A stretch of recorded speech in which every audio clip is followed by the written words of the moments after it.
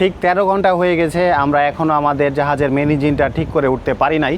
আপনাদের আগের ভিডিওতে আমি বলেছিলাম যে আমাদের জাহাজের মেন ইঞ্জিনে একটা বড় সমস্যা হওয়ার কারণে আমরা প্রশান্ত মহাসাগরের ঠিক মাঝামাঝি ল্যান্ড থেকে প্রায় 7,500 কিলোমিটার দূরে এসে আটকা পড়েছি এবং এই জায়গায় আমাদের ইঞ্জিন বন্ধ করে ইঞ্জিনের রিপেয়ার কাজ চলতেছে এবং আমরা ভাসতেছি। তো আমাদের জাহাজে যে ইঞ্জিনিয়াররা আছে তারা তাদের সর্বোচ্চ দিয়ে চেষ্টা করতেছে যাতে ইঞ্জিনটা তাড়াতাড়ি ঠিক করে আমরা যাতে আবার রওনা হতে পারি। এখন যদি কোনো কারণে আমাদের এই ইঞ্জিনটা আমরা ঠিক করে উঠতে না পারি তাহলে আমাদের কি হবে সেই জিনিসটাই আপনাদের সাথে একটু শেয়ার করব। তো ভিডিওটি লম্বা হতে পারে, একটু শেষ পর্যন্ত দেখবেন।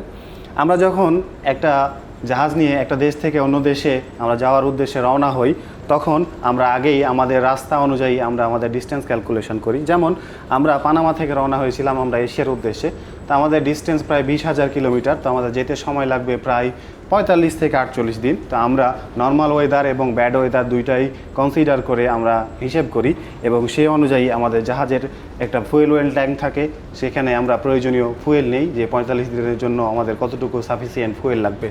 তারপরে আমরা জাহাজে যতজন নাবিক আছি সবার জন্য যতটুকু খাবার প্রয়োজন এই 45 দিনের, এই 45 দিনের খাবার আমরা সেই অনুযায়ী আমাদের স্টোরে আমরা মজুত করি। তারপরে আমাদের জাহাজে আরেকটা জিনিস আছে যেটা হচ্ছে ফ্রেশ ওয়াটার ট্যাঙ্ক। এই যে এত সমুদ্রে এত পানি দেখতেছেন, এই পানিগুলো এত লবণাক্ত যে আমাদের দৈনন্দিন ব্যবহারের জন্য প্রয়োজনীয় ব্যবহারের জন্য যেমন খাবার দাবার, রান্নাবান্না, গোসল, এগুলোর কাজে আমরা এটা ব্যবহার করতে পারি না। তো আমাদের প্রয়োজনীয় ফ্রেশ ওয়াটার বা বিশুদ্ধ পানি আমরা সেটা ট্যাঙ্কে কালেক্ট করে আমরা সব কিছু প্রস্তুতি নিয়ে এরপরে আমরা রওনা হই একটা ভয়েজের উদ্দেশ্যে। এখন এই জাহাজটা যদি কোনো কারণে এটা আটকা পড়ে যায় এবং এটা যদি আর না চলে, ইঞ্জিনটা না ঠিক হয়, তাহলে যে টাগবোট আছে, ছোট একটা পাওয়ারফুল বোট, এই টাগবোট দিয়ে রশি দিয়ে আমাদের জাহাজকে সামনের অংশকে বাঁধতে হবে এবং সেই টাগবোট আমাদের টেনে টেনে নিয়ে যাবে। এখন যেহেতু আমরা ল্যান্ড থেকে প্রায় 7,500 কিলোমিটার দূরে, এখানে টাগবোট আস্তে আস্তে তার যে স্পিড নর্মালি দেখা যায় প্রতি ঘন্টায় 8-9 কিলোমিটার করে চলে, সেই টাগবোট এখানে আস্তে আস্তে আমাদের সময় লেগে যাবে 20-22 দিন। এরপরে আমাদের এখান থেকে ল্যান্ড পর্যন্ত জাহাজকে টেনে নিয়ে যেতে আরও সময় লাগবে 20-25 দিন। এত বড় একটা ভারী জাহাজকে সে টেনে টেনে নিয়ে যাবে ল্যান্ড পর্যন্ত। তারপরে হয়তো সেখানে ড্রাই ডকে নিয়ে যাবে বা দেখা যাচ্ছে শোর টেকনিশিয়ান বা ল্যান্ড টেকনিশিয়ান বা ইঞ্জিনিয়ার দিয়ে এটা রিপেয়ার করতে হবে। তো এর মধ্যে যদি আমাদের এই লম্বা সময় আমাদের যদি খাবার ফুরিয়ে যায় তাহলে আমরা বিনা খাবারে থাকতে হবে, এটা আপনারা চিন্তা করেন যে কী অবস্থা হবে। তারপরে এই যে ফ্রেশ ওয়াটার আছে, ফ্রেশ ওয়াটার যদি কোনো কারণে শেষ হয়ে যায় তাহলে তো জীবন চালানো খুব মুশকিল হয়ে যাবে।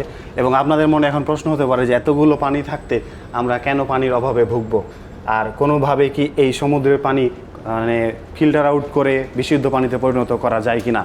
হ্যাঁ, এটা সম্ভব। আমাদের জাহাজে একটা ফ্রেশ ওয়াটার জেনারেটর আছে যেটা এই লবণাক্ত এই সমুদ্রের এই পানিকে ফিল্টার আউট করে সেটা বিশুদ্ধ পানিতে কনভার্ট করে, কিন্তু যদি মেন ইঞ্জিন বন্ধ থাকে তাহলে এটা আসলে সম্ভব না।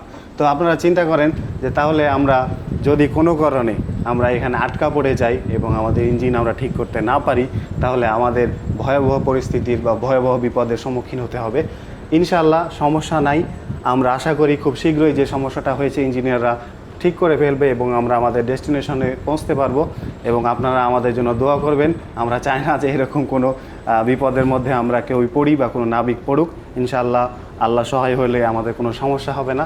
তো আমি জাস্ট কনসিকুয়েন্সটা শেয়ার করার চেষ্টা করেছি, যদি কোনো কারণে হয় তাহলে আমাদের কি বিপদ হবে। কারণ মেরিনাররা যে সবসময় স্মুথ লাইফ চলে তা না, আপনারা সবসময় আমাদের হয়তো স্মুথ লাইফ, তারপরে দেখা যাচ্ছে যে আমাদের সুন্দর সুন্দর ঘুরে বেড়ানোর ছবি ভিডিওগুলো দেখেন, ইন্সপায়ার হন, বাট রিয়েল সিনারিওটা আপনাদের সাথে একটু শেয়ার করার চেষ্টা করেছি। তা আমি সাথে ছিলাম ওহিদ হাসান, নয়ন দ্য সি পেজ থেকে। কোনো ভুল ত্রুটি হলে ক্ষমা সুন্দর দৃষ্টিতে দেখবেন এবং আমার পেজ আপনাদের ভালো লাগলে, এই গল্পগুলো ভালো লাগলে আপনারা আমার পেজ এবং ইউটিউব চ্যানেল ফলো এবং সাবস্ক্রাইব করতে পারেন। এখানেই শেষ করছি, আর আমাদের জন্য অবশ্যই দোয়া করবেন যাতে আমরা তাড়াতাড়ি এখান থেকে ঠিক করে আমরা আমাদের ডেস্টিনেশন পোর্টের উদ্দেশ্যে রওনা হতে পারি। সে পর্যন্ত সবাই ভালো থাকবেন। এখানে শেষ করছি। আসসালামু আলাইকুম।